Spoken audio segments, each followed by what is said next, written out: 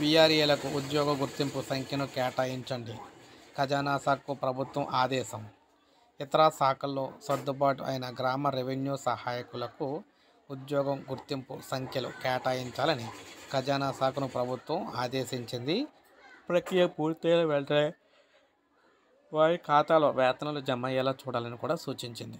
Revenue శాఖ నుంచి ఇతర శాఖలో చేరిన వీఆర్ఏలకు పే స్కేల్ ప్రకారం వేతనాలు చెల్లించాలని, వివిధ కారణాలతో నేటికి రెవెన్యూ శాఖలో ఉన్న వారికి గౌరవ వేతనం విడుదల చేయాలని పేర్కొంది.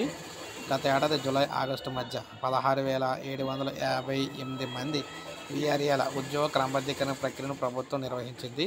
వారిలో 15,000 మంది విధుల్లో చేరారు. ప్రక్రియపై పలువురు ఆఫీస్ సబార్డినేట్స్ హైకోర్టును అయితే ఆశ్రయించడంతో ప్రభుత్వం జారీ చేసిన ఉత్తర్వుల అమలుపై కోర్టు స్టే విధించింది.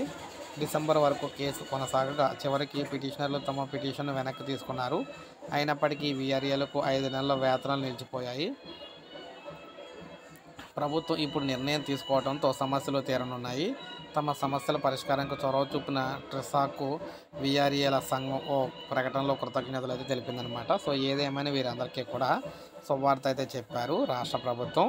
ఒక లైక్ చేయండి, సబ్స్క్రైబ్ చేసుకోకపోతే మన ఛానల్ సబ్స్క్రైబ్ చేసుకొని ఫాలో